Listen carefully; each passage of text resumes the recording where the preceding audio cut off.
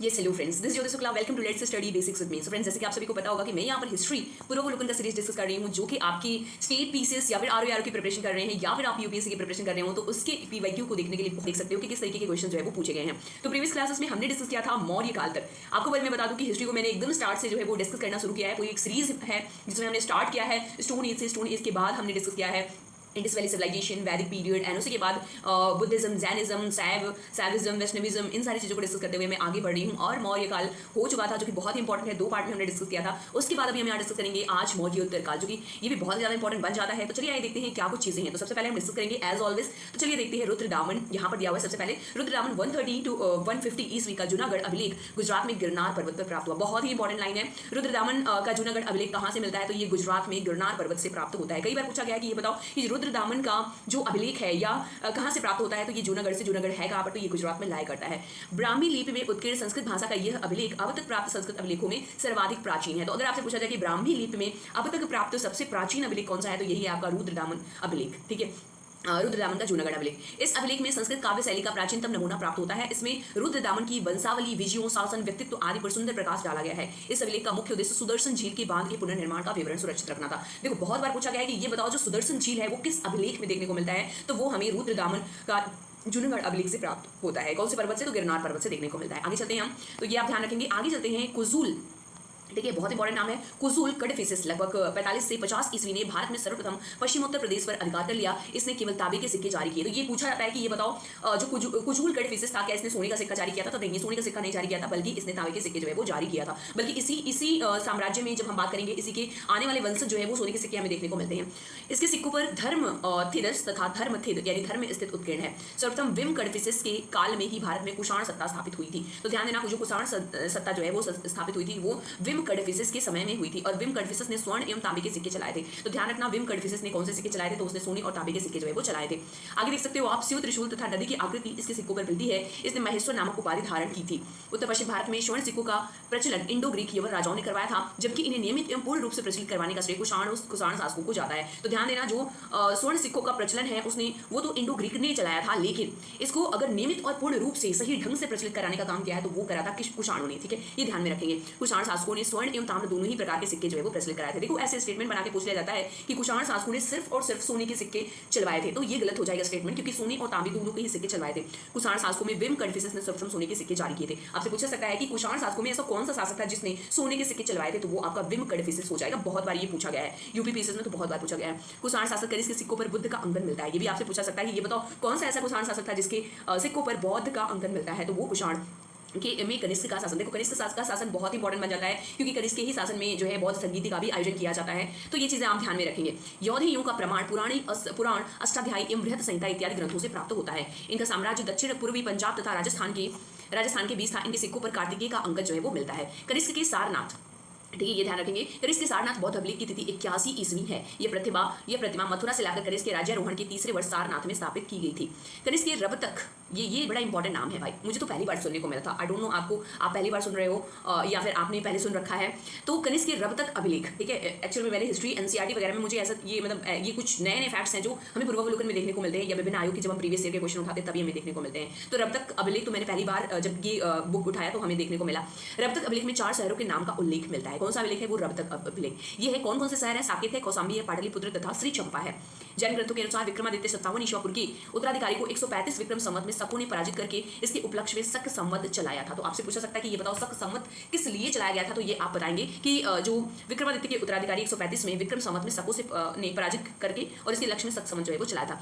तो शकों ने पराजित करके इसके उपलक्ष्य में जो चलाते हैं, ये अगर हमें इसके ईयर को निकालना हो शक संवत को, तो 135 - 57 यानी कि 78 ईस्वी आ जाता है। और अधिकांश इतिहासकारों ने कुषाण शासक कनिष्क का इसका प्रवर्तक जो है वो माना है।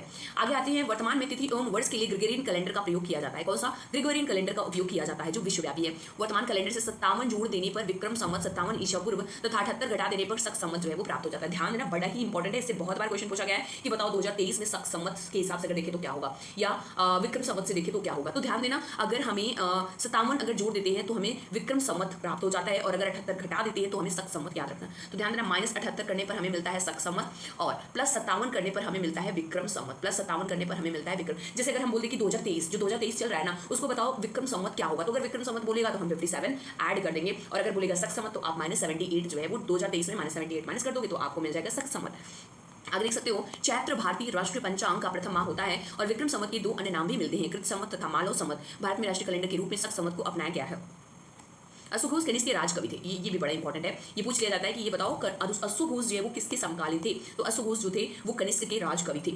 सौदर्णानंद बुद्ध चरित्र था सारिपुत्र प्रकरण उनकी प्रमुख रचनाएं हैं। वसुमित्र भी कनिष्क को आश्रित विद्वान थे, उन्होंने चतुर्थ बौद्ध संगीति की अध्यक्षता भी की थी। अश्वघोष, नागार्जुन, पार्श्व तथा चरक, ये चारों ही कनिष्क के दरबार में संबंधित थे। देखो कई बार ये पूछा गया कि ये बताओ इनमें से कौन जो है कनिष्क के दरबार से संबंधित नहीं थे, तो इनका जब आपको नाम याद रहेगा तभी आप एलिमिनेट कर पाओगे। कौन कौन से हो गए, अश्वघोष हो गए, नागार्जुन हो गए, पार्श्व हो गए, चरक हो गए, ये चार के चारों जो है वो कनिष्क के दरबार में शोभा बढ़ा रहे थे। आगे आप देख सकते हो, पतंजलि ने पाणिनि की अष्टाध्यायी पर महाभाष्य की रचना की थी, और महर्षि पतंजलि जो है वो शुंगकालीन विद्वान थे। अच्छा, ये कई बार पूछ लिया गया कि ये बताओ कि क्या ये कनिष्क के समकालीन थे, तो कनिष्क के समकालीन नहीं थे। ठीक है, ये कनिष्क के समकालीन नहीं थे, बल्कि ये जो थे ये शुंगकालीन विद्वान थे, जो बिना किसी अध्ययन के ही संस्कृत बोल लेते थे। ठीक है, तो ऐसे बहुत सारे ऐसे विद्वान रहे हैं जो संस्कृत नहीं पढ़े लेकिन फिर भी वो संस्कृत में महापारंगत थे, क्योंकि लैंग्वेज है ना, लैंग्वेज जो है वो प्रैक्टिकल से आती है, तो अगर किसी ने बोलने की प्रैक्टिस कर ली तो वो अच्छे से कर सकता है चीज़ों को। कुषाण वंश के साम्राज्य की सीमाएं भारतीय महाद्वीप से बाहर तक फैली थी। कहाँ तक, सिर्फ भारतीय महाद्वीप तक नहीं थी, बहुत बड़ा साम्राज्य था। इस वंश का महान शासक कनिष्क था, तो कुषाणों में सबसे महान कनिष्क। इसकी सीमाएं उत्तर में चीन के तुर्फान एवं कश्मीर से लेकर दक्षिण में विंध्य पर्वत तथा पश्चिम में उत्तरी अफगानिस्तान से लेकर पूर्व में पूर्वी उत्तर प्रदेश एवं बिहार तक विस्तृत है। लेकिन देखो साउथ इंडिया नहीं था, साउथ इंडिया इसमें नहीं था। ठीक है, तो ये आप ध्यान में रखेंगे कि कुषाण का शासन कहाँ से कहाँ तक था। अगर कोई आज के टाइम पर अगर ये बोल दिया जाए कि ये बताओ कि क्या तेलंगाना जो प्रेजेंट टाइम में है क्या वो कुषाणों के शासन के अंतर्गत आता था, तो नहीं, वो साउथ इंडिया का पार्ट में कुषाण नहीं पहुंचे थे। पेरिप्लस ऑफ द इरिथ्रियन सी और अरिकामेडो में हुई खुदाई ऐसे अनेक बंदरगाहों और व्यापारिक केंद्रों की उपस्थिति के साक्ष्य है, जिनसे यह स्पष्ट होता है कि कुषाणों का व्यापार पश्चिमी विश्व, फारस की खाड़ी और लाल सागर के जलमार्ग से होता था। तो देखो कुषाण जो व्यापार करते थे ना, वो जो फारस की खाड़ी है प्रेजेंट टाइम में हम व्यापार करते हैं, लाल सागर से भी हमारे व्यापार होते हैं, तो इन सबसे उस समय पर भी जो है वो व्यापार होने के साक्ष्य मिलते हैं। इन साक्ष्यों में किसी भी कुषाण का सशक्त नौसेना की उपस्थिति का उल्लेख नहीं मिलता है। ठीक है, पूछा गया कि ये बताओ कुषाणों की नौसेना शक्ति बहुत ही अच्छी थी, तो ये स्टेटमेंट सही नहीं होगा, गलत कहा जाएगा, क्योंकि कुषाणों की नौसेना शक्ति अच्छी थी या नहीं थी इसके बारे में कोई प्रमाण नहीं मिलता है। आगे चलते हैं, कुषाण शासक कनिष्क के काल में कला क्षेत्र में 2 स्वतंत्र शैलियों का विकास हुआ। ध्यान देना, बड़ा ही इंपॉर्टेंट है, द मोस्ट इंपॉर्टेंट, कनिष्क काल में 2 स्वतंत्र शैली का जो है विकास हुआ, जो बहुत ही इंपॉर्टेंट है आर्ट एंड कल्चर के पॉइंट ऑफ व्यू से, the very very important, Gandhara शैली और मथुरा शैली। भारतीय यूनानी आकृति की सम्मिश्रण शैली जो थी वो गांधार शैली थी। अगर आपसे पूछा जाए बताओ गांधार शैली क्या थी, तो ये भारतीय और यूनानी आकृति, भारतीय और यूनानी को मिला दिया गया तो एक नई आकृति, एक नई शैली प्रचलित हुई, उसको हम बोलते हैं गांधार शैली। इस कला शैली के प्रमुख संरक्षक शक एवं कुषाण थे। तो अब आने वाले समय में अगर कोई और दे दिया जाए कि मौर्य और गुप्त थे, तो नहीं, ऐसा कुछ नहीं है। कौन थे, शक एवं कुषाण जो थे वो गांधार शैली के महान प्रवर्तक या संरक्षक थे। इस कला का विषय मात्र बौद्ध होने के कारण इसे यूनानी बौद्ध यानी ग्रीको बुद्धिस्ट या इंडो ग्रीक ग्रीको रोमन भी कहा जाता है। गांधार कला में सदैव हरित स्तरित या षष्ठ चट्टान का प्रयोग ही मूर्तियां बनाने के लिए किया जाता है। अफगानिस्तान का बामियान पहाड़ियों को काटकर बनवाई गई बुद्ध प्रतिमाओं के लिए प्रसिद्ध था, लेकिन अफगानिस्तान में तालिबान शासक ने इन बुद्ध प्रतिमाओं को नष्ट करवा दिया था। कुषाण काल प्रथम सदी ईस्वी में बाल विवाह की प्रथा प्रारंभ हुई थी। स्त्रियों में उपनयन की समाप्ति तथा बाल विवाह के प्रचलन ने उन्हें समाज में अत्यंत निम्न स्थिति में ला दिया था। तो अगर ये पूछा जाए कि ये बताओ जो कुषाण काल था उसमें बाल विवाह की प्रथा प्रारंभ हुई थी या नहीं थी, या उसमें महिलाओं की स्थिति कैसी थी, तो अगर आप यहाँ पर देखोगे तो स्त्रियों में उपनयन की समाप्ति तथा बाल विवाह के प्रचलन ने उसी समाज में अत्यंत निम्न स्थिति में ला दिया था। मतलब कुषाण काल जो था ना वो महिलाओं के पॉइंट ऑफ व्यू से मतलब अच्छा नहीं था, महिलाओं की स्थिति जो है वो अच्छी नहीं थी। भारत में बाह्य आक्रमणों के कालों के सही कालक्रम है। देखो कई बार ना अरेंज करने के लिए दे दिया जाता है कि ये बताओ इतने शासन है तो किसके बाद क्या आएंगे या इनका ऑर्डर क्या होगा। तो आप यहाँ पर बता सकते हो कि यूनानी सिकंदर आता है, उसके बाद सक्कावत आते हैं, फिर कुषाण आते हैं। ईरानी शासक डेरियस प्रथम ने सर्वप्रथम भारत के कुछ भाग को अपने अधीन किया था, और हेरोडोटस के अनुसार डेरियस प्रथम के साम्राज्य में संपूर्ण सिंधु घाटी का प्रदेश शामिल था तथा पूर्व की ओर इसका विस्तार राजपुताना के रेगिस्तान तक था। आगे चलते हैं, मिनांडर तथा उसके पुत्र स्ट्रेटो प्रथम के सिक्के मथुरा से मिले हैं। ध्यान देना, मिनांडर और उसके पुत्र स्ट्रेटो प्रथम के जो सिक्के मिले हैं वो कहाँ से मिले हैं, मथुरा से मिले हैं। देखो ये यूपीपीएससी में बहुत बार क्वेश्चन पूछा गया है, आरओ में भी इवन बहुत बार क्वेश्चन पूछा गया है। स्ट्रेटो द्वितीय ने सीसे के सिक्के भी जारी किए थे। इस हिंद यमन शासक का शासन 25 ईस्वी पूर्व से लेकर 10 ईस्वी तक माना जाता है। 184 ईस्वी में पुष्यमित्र शुंग ने अंतिम मौर्य शासक बृहद्रथ की हत्या करके शुंग राजवंश की स्थापना की। पुराणों के अनुसार पुष्यमित्र ने 36 वर्षों तक शासन किया। महर्षि पाणिनि ने शुंग वंश का भारद्वाज गोत्र का ब्राह्मण बताया।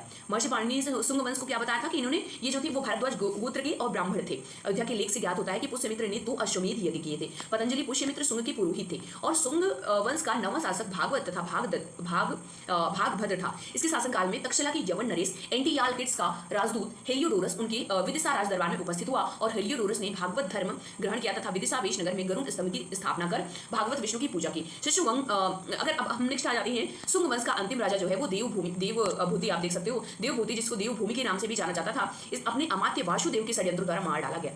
ठीक है, वासुदेव ने जिस नवीन राजवंश की नींव डाली वह था कण्व या कड़वायन नाम से जाना गया। मौर्यों के बाद दक्षिण भारत में सबसे प्रभावशाली राज्य सातवाहनों का था। ध्यान देना, मौर्यों के बाद सबसे प्रभावशाली जो राज्य था दक्षिण भारत में वो था सातवाहनों का। तो सातवाहन अगर पूछा जाए कहाँ से संबंधित थे, उत्तर भारत या पश्चिम मतलब दक्षिण भारत से, तो ये दक्षिण भारत से संबंधित थे। सातवाहनों का था। तो पुराणों में इस वंश का संस्थापक सिदुक या सिमुक या सिप्रक नाम दिया गया है, जिसने कण्व वंश के राजा सुशर्मा का वध करके अपने शासन स्थापित। 30 या 31 सातवाहन राजाओं के नाम मिलते हैं, जिनमें से सबसे लंबी सूची मत्स्य पुराण में 30 राजाओं की मिलती है। सातवाहनों का वास्तविक राजधानी प्रतिष्ठान या पैठन में अवस्थित था। पुराणों में इस राजवंश को आंध्र वृत्ति या आंध्र जातीय कहा गया है।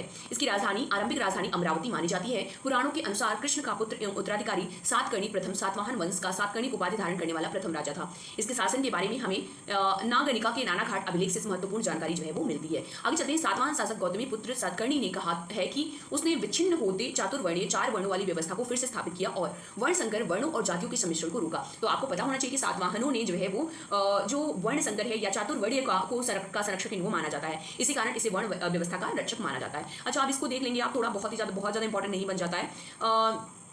तो इसमें कुछ थोड़ा सा हम जल्दी करेंगे। यहाँ पर जो कुछ भी इंपॉर्टेंट चीजें हैं उनको थोड़ा देख लेंगे। जैसे कलिंग के चेदी वंश का संस्थापक महामेघवाहन था। ठीक है, तो कलिंग के चेदी वंश का संस्थापक अगर पूछा जाता है तो आपको ये नाम याद रहना चाहिए, महामेघवाहन। कलिंग का चेदी वंशी शासक खारवेल प्राचीन भारतीय इतिहास के महानतम सम्राटों में से एक था और उड़ीसा प्रांत के भुवनेश्वर से 3 मील की दूरी पर स्थित उदयगिरी पहाड़ी की हाथी गुफा से उसका एक बिना तिथि का अभिलेख प्राप्त होता है। तो कहाँ से मिलता है ये उदयगिरी पहाड़ी? कहाँ पर है ये? उड़ीसा के निकट भुवनेश्वर में है। उड़ीसा में भुवनेश्वर में है। ठीक है, भुवनेश्वर जो कि उड़ीसा की राजधानी भी है। तो इसके साथ में आप इधर थोड़ा इंपॉर्टेंट चीजें जो भी हैं उनको देख लेंगे। पांड्य शासकों से उसने गधे से हल चलवाया था। इसका जैन धर्म के प्रति भारी झुकाव था। पूर्वी रोमन शासक जस्टिनियन को सर्वाधिक प्रसिद्धि उसके न्याय संबंधी सुधारों से मिली और जस्टिनियन रोमन कानून के संपूर्ण संशोधन के लिए उत्तरदायी था।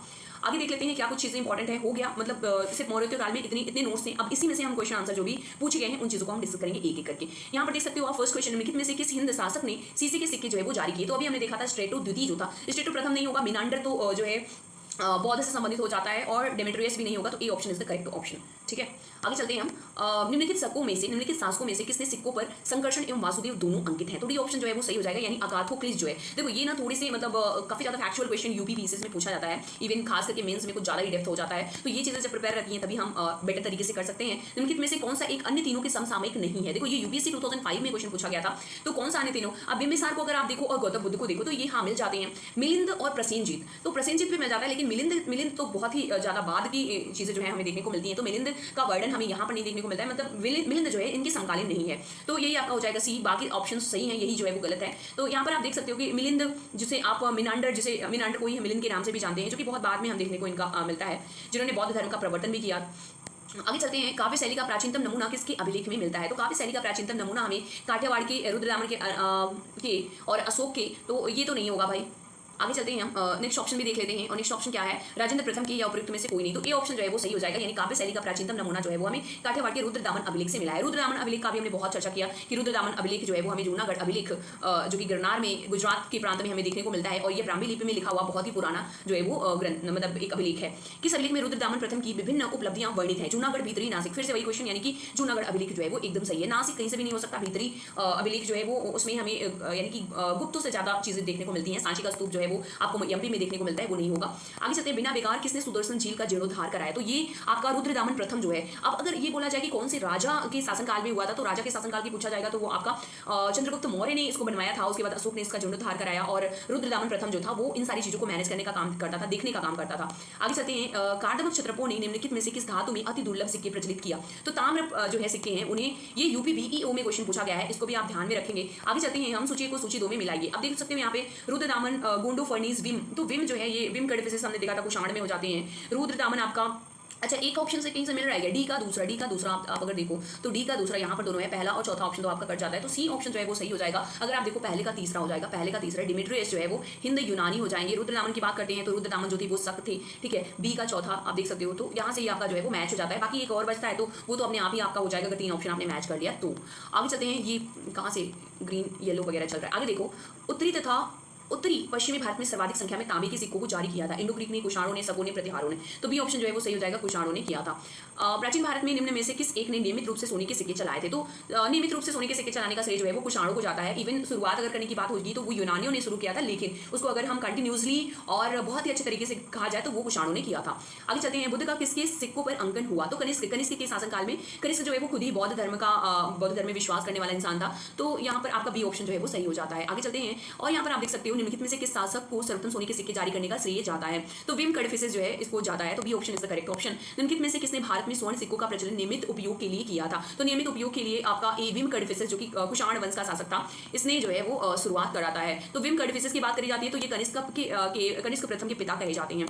निम्नलिखित में से किसने सर्वप्रथम व्यापक पैमाने पर स्वर्ण मुद्रा का प्रचलन किया? तो ये आपका वही मतलब कि कुषाण वंश के शासक विम कड़फिसेस जो है इनके नाम ये श्रेय जो है वो हो जाते हैं। योधे सिक्कों पर किस देवता का अंकन जो है वो मिलता है? तो डी ऑप्शन कार्तिकेय का जो है वो ठीक है, कार्तिकेय का जो है अंकन हमें देखने को मिलता है। D option is the correct option. 15 के बाद 16 में आप देख सकते हो, ठीक है 16, एक मिनट फिर से वही आ गया क्या?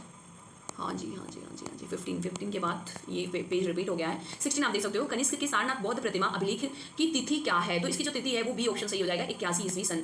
कुषाण शासक कनिष्क का राज्याभिषेक किस सन में हुआ? तो इनके नाम से ही प्रचलित है 78 AD, ठीक है। तो 78 AD आप ध्यान में रखेंगे, बहुत इंपॉर्टेंट बन जाता है। शक संवत का प्रारंभ किया गया, तो बी ऑप्शन 78 AD, यही मतलब उनके शासन का उनके सिंहासन का जो है काल माना जाता है, राज्याभिषेक का समय माना जाता है 78 ईस्वी में। अगर आपको कभी भी ईयर निकालना होगा तो आप क्या करोगे, -57 कर देंगे, तो आपको 78 यहाँ पर देखने को मिल जाता है। विक्रम एवं संवतों में कितने वर्षों का अंतर है? तो विक्रम और शक संवत को अगर आप निकालोगे तो 135 ईयर का अंतर जो है वो देखने को मिलता है। कैसे आपको 135 का, जैसे आपको एक एग्जांपल ले सकते हो, जैसे 2019 की अगर हम बात करें तो 2019 में अगर 57 ऐड करेंगे तो 2076 हो जाएगा, जो कि शक संवत होगा। लेकिन अगर उसी में हम 78 माइनस कर देते हैं तो हो जाएगा 1941। तो अगर इन दोनों में आप माइनस करोगे यानी 2076 एंड आपको जो मिला है 1941 यानी 1941, अगर इसको आप माइनस करोगे तो 135 जो है वो देखने को मिलता है। शक संवत पर आधारित राष्ट्रीय पंचांग कैलेंडर ग्रेगोरियन कैलेंडर पर आधारित 365 दिनों के सामान्य वर्ष निम्नलिखित तिथियों में से किस एक के तदनुरूप है? तो A option is correct option, यानी कि 22 मार्च 21 मार्च जो है वो सही आंसर हो जाएगा। ये यूपीएससी में क्वेश्चन पूछा गया था, विक्रम संवत कब से प्रारंभ हुआ? तो विक्रम संवत जो है वो आपका 57 ईसा पूर्व से हमें देखने को मिलता है। निम्नलिखित में से किस वर्ष दिसंबर 2009 में शक संवत का प्रारंभ हुआ? तो A option is the correct option, यानी 1931 जो है वो सही हो जाएगा। नेक्स्ट आते हैं, कनिष्क समकालीन निम्नलिखित नामों का अध्ययन करें और निम्नलिखित उत्तर कोड के अनुसार अपना उत्तर इंगित करें। तो अश्वघोष है, वशुमित्र है, कालिदास है, कंबन है। तो अगर आप देखो ना तो कनिष्क के शासनकाल में कालिदास कहाँ से आ गए? कालिदास तो गुप्ता पीरियड में थे। और अगर 3 कट गया तो देख लो, 3 कट गया, ये कट गया, सभी भी नहीं होगा, 2 ऑप्शन जो है वो बच रहे हैं, तो पहला और दूसरा जो है वो सही है। अश्वघोष और वशुमित्र, कंबन भी यहाँ पर देखने को नहीं मिलते हैं, ठीक है। तो ये आप चीजों को ध्यान में रखेंगे कि किसके शासनकाल में कौन से कवि हुआ करते थे। अश्वघोष जो है वो समकालीन थे, तो ये तो कनिष्क के समकालीन थे, ये बहुत इंपॉर्टेंट है, बहुत बार पूछा गया। निम्नलिखित में से कौन सा एक कनिष्क दरबार से संबंध नहीं है? तो देखो अश्वघोष जी भी हैं और आप अगर देखो नागार्जुन भी हैं, चरक भी हैं, लेकिन पतंजलि तो नहीं थे, तो ये आपका जो है वो सही हो जाएगा, D option is the correct option, क्योंकि पतंजलि जो थे वो शुंगकालीन विद्वान थे। निम्नलिखित में से कौन कनिष्क प्रथम के दरबार में नहीं पाया गया? तो अश्वघोष भी हैं, वशुमित्र भी हैं, पार्सो ही हैं, लेकिन विशाख दत्त नहीं है, तो ये ऑप्शन जो है वो सही हो जाएगा। 26 के बाद हम आ जाते हैं 27 में, निम्नलिखित नगरों में से किसका उल्लेख कनिष्क के रबतक अभिलेख में नहीं? देखो रबतक, मैंने बोला था ना रबतक अभिलेख, इवन मुझे नहीं पता था, अगर मैं मेरे सामने ऐसा क्वेश्चन आ जाता तो मैं शायद गलत कर देती या तो छोड़ देती। तो श्रावस्ती, कौशाम्बी, पाटलिपुत्र, चंपा, तो ये जो है हमें श्रावस्ती में देखने को मिलता है। कौन सा अभिलेख? रबतक अभिलेख। इनमें से किस आयुर्वेदाचार्य ने तक्षशिला विश्वविद्यालय में शिक्षा प्राप्त की? सुश्रुत, वाग्भट, चरक, जीवक। तो देखो यहाँ पर सी और डी दोनों ही ऑप्शन सही हो जाएगा, और आयोग ने भी सी और डी दोनों को ही माना है। पुष्यमित्र सूंग द्वारा 2 अश्वमेध यज्ञ किए जाने के बारे में जानकारी किस लेख में मिलती है? सारनाथ लेख, बीसनगर अभिलेख, अयोध्या लेख, हाथी गुफा लेख। तो इसी ऑप्शन जो है वो सही हो जाएगा, अयोध्या लेख में देखने को मिलती है। सुंगों के पूर्वज मूलतः किस स्थान से थे? सुंगों के पूर्वज जो थे वो मगध से, प्रयाग से थे, या फिर उज्जैन से थे, या सौराष्ट्र से थे? तो ये सी ऑप्शन जो है वो सही हो जाएगा, उज्जैन से संबंधित थे। सुंग वंश के बाद किस वंश ने भारत पर राज किया? तो सुंग वंश के बाद अगर बात करते हैं तो सातवाहन, कुषाण, कण्व, गुप्त। तो सी ऑप्शन जो है वो सही हो जाएगा, कण्व ने जो है, अभी हमने देखा था ना कि वासुदेव ने जिस नवीन राजवंश की नींव डाली थी वो था कण्व या कण्वायन, ठीक है। नेक्स्ट आते हैं, निम्नलिखित में से कौन सा शासक वर्ण व्यवस्था का रक्षक माना जाता है? तो अभी हमने नोट्स में पढ़ा था कि ये गौतमी पुत्र सतकर्णी जो कि सातवाहन वंश के थे, इनको माना जाता है। मौर्य के बाद दक्षिण भारत में सबसे प्रभावशाली राज्य था तो वो सातवाहन था।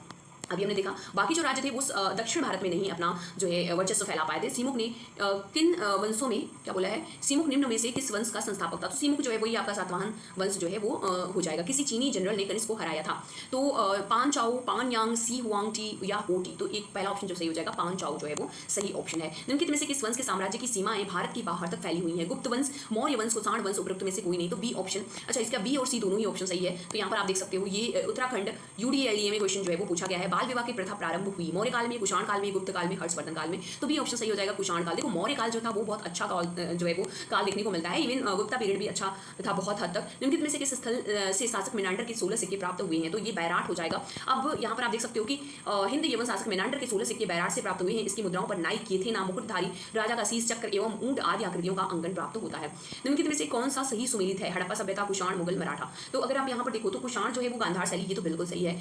मुगल अजंता चित्रकारी, मराठा पहाड़ी चित्रकारी शैली। तो बी ऑप्शन जो है वो कौन सा सही सुमेलित है ना, सही पूछा था तो बी ऑप्शन सही है। बाकी के कोई भी सही नहीं है, तो B option is the correct option. Next है कला की गांधार शैली निम्नलिखित में से फली फूली। तो ये कुषाणों के समय में कला के मतलब गांधार शैली जो है वो प्रचलित होती है। शक क्षत्रप काल में सोने चांदी के सिक्कों का अनुपात क्या था? तो ये सी ऑप्शन सही है, यानी 1:35।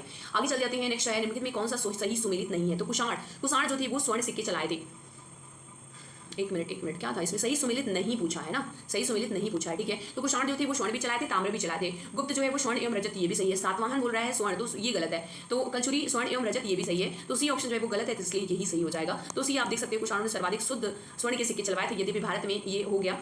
अब आपने ये देखा कि चांदी के सिक्के सातवाहन ने जो है ना स्वर्ण के सिक्के नहीं चलवाए थे, इसने बल्कि तांबे व सीसी के सिक्के चलवाए थे। यहाँ पर आप फिर से यहाँ पर मिलान करना है। गांधार जो है वो आपका कुषाण हो जाएगा। ए का 3 देख लो कहाँ पे है, ए का 3, यानी कि पहला दूसरा ऑप्शन देखो एक ही ऑप्शन से सही हो जाएगा, एक ही ऑप्शन से। अगर आपको बाकी कुछ भी नहीं पता है तो भी आप कर सकते हो। खैर फिर भी आप मिलीबंध हो जो है वो मेनांडर से संबंधित हो जाएगा। आपका रुद्र दामन जूनागढ़ और तक्षशिला जो है वो पतिक हो जाएगा। तो ये आप देख सकते हो। नेक्स्ट आ जाते हैं 44 में अफगानिस्तान का बामियान प्रसिद्ध था। देखो बामियान में जो है बौद्ध की एक बहुत बड़ी प्रतिमा थी, जिसको वहाँ के जो शासक थे उन्होंने जो है इसको नष्ट कर दिया। तो ये आप देख सकते हो कि D option is the correct option. Afghanistan के बामियान को तालिबान ने जो है ये नष्ट कर दिया। आगे चलते हैं। जो कला शैली भारतीय और यूनानी ग्रीक आकृति का सम्मिश्रण है उसे कहते हैं शिखर, वीरा, गांधार, नागर। तो सी ऑप्शन जो है वो गांधार हो जाएगा। नेक्स्ट आ जाते हैं। भारतीय कला शैली एक संश्लेषण है, कैसा है? भारतीय तथा फारसी कला का, भारतीय तथा चीनी कला का, भारतीय तथा तुर्की अफगानी कला का, या भारतीय तथा यूनानी कला का। तो D option is the correct option, यानी भारतीय तथा यूनानी कला का यहाँ पर हमें देखने को मिलता है। निम्नलिखित में से किस मूर्ति कला में सदैव हरित स्तरित चट्टान का प्रयोग माध्यम के रूप में होता है? तो यहाँ पर डी ऑप्शन जो है वो सही हो जाएगा, यानी गांधार मूर्ति कला जो है हमें यहाँ पर देखने को मिलती है। नेक्स्ट क्वेश्चन की बात करें तो यहाँ पर प्राचीन काल में भारत पर आक्रमणों के संबंध में निम्नलिखित में कौन सा सही कालानुक्रम है? यूनानी शक कुषाण, यूनानी कुषाण शक यूनानी कुषाण, या शक कुषाण यूनानी। तो ये ऑप्शन जो है वो सही हो जाएगा, यूनानी शक कुषाण।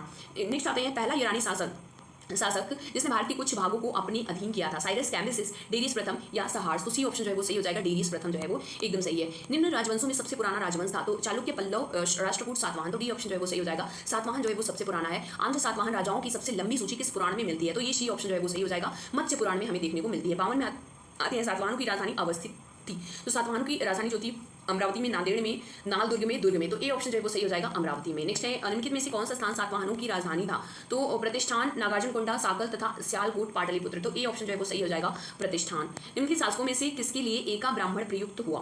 तो एका ब्राह्मण पुष्यमित्र, शुंग, खारवेल, गौतमी पुत्र सतकर्णी या सुशर्मन। तो सी ऑप्शन जो है वो सही हो जाएगा, गौतमी पुत्र सतकर्णी।